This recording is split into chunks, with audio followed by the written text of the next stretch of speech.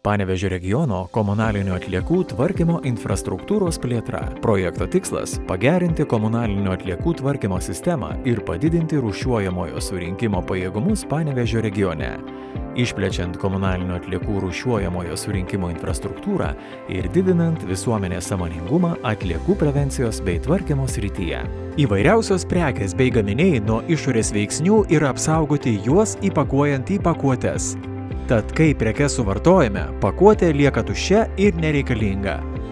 Tačiau pakuotės, kurios atlieka apsauginę funkciją, sąvartynuose išlieka labai ilgai bei teršia mūsų aplinką. Dėl šios priežasties jas būtina atskirti nuo buitinių atliekų ir panaudoti antrą kartą. Atsakingas žmogus, kuris rūšiuoja atliekas, sudeda plastiką į geltoną konteinerį, į žalią stiklą, į mėlyną kartoną popierių. Rūšiavimo konteinerius ištuština atliekų surinkėjai. Kolektyvinius konteinerius ištuštinti dažniausiai atvyksta dviejų tipų šiukšliavežės. Vienos išvežančios mėlynojo ir geltonojo konteinerių turinį būna dviskyrės, tad pakuotės šiukšliavežėje nesimaišo. Stiklo konteineriai dažnai ištuštinami atskirai. Viena šiukšliavežė apvažiuoja stiklo konteinerius ir surenka tik juose sukauptas atliekas. Toliau surinktos antrinės žaliavos – stiklo, popieriaus ir kartono, plastiko, metalo, kombinuotos, daugiasluoksnės bei kitokios pakuotės iškeliauja į perrūšiavimo centrus. Juose darbuotojai atsakingai atskiria vienos rūšies atliekas nuo kitų bei jas išskirsto pagal rūšis, vadinamąsias frakcijas. Pavyzdžiui, yra daugybė skirtingų plastiko rūšių. Vieni yra tinkami perdirbimui, o kiti ne, skiriasi jų sudėtis bei kokybė. Atliekų perdirbimas – tai procesas leidžiantis perdirbti panaudotas medžiagas į naujas medžiagas ar objektus ir tokiu būdu pakartotinai atliekas panaudoti. Tai yra alternatyva konvenciniam atliekų išmetimui, galinti padėti taupyti išteklius ir sumažinti šiltnamio dujų išmetimus. Be išteklių sutaupimo atliekų perdirbimas gali sumažinti energijos suvartojimą, oro taršą susidarančią, kai atliekos deginamos, ir vandens taršą, susidarančią, kai atliekos išmetamos sąvartynuose. Kompostavimas. Dėl kiekvienos į sąvartyną patenkančios žaliųjų atliekų tonos susidaro 300–500 kubinių metrų kenksmingų dujų.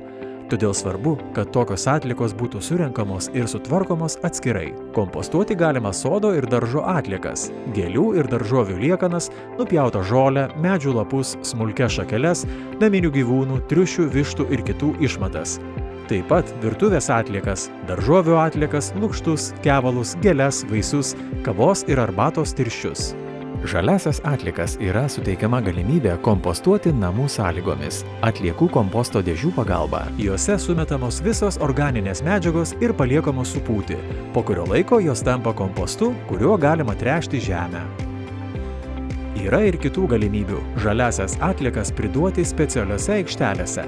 Šiuo metu Panevėžio regione veikia 10 didelių gabaritų ir pavojingų atliekų priėmimo iš fizinių asmenų aikštelių ir 6 žaliųjų atliekų priėmimo iš fizinių asmenų aikštelės. Žaliųjų atliekų kompostavimo aikštelėse yra priimamos šios bioskaidžios atliekos.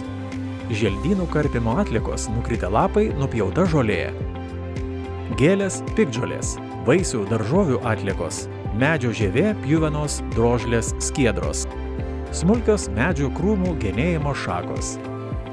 Visų aikštelių tikslius adresus, darbo laiką ir kontaktus galite rasti www.pratc.lt /aikštelės puslapyje. Uždaroji akcinė bendrovė Panevėžio regiono atliekų tvarkymo centras www.pratc.lt. Maži pasikeitimai veda link didelių pokyčių. Keiskis.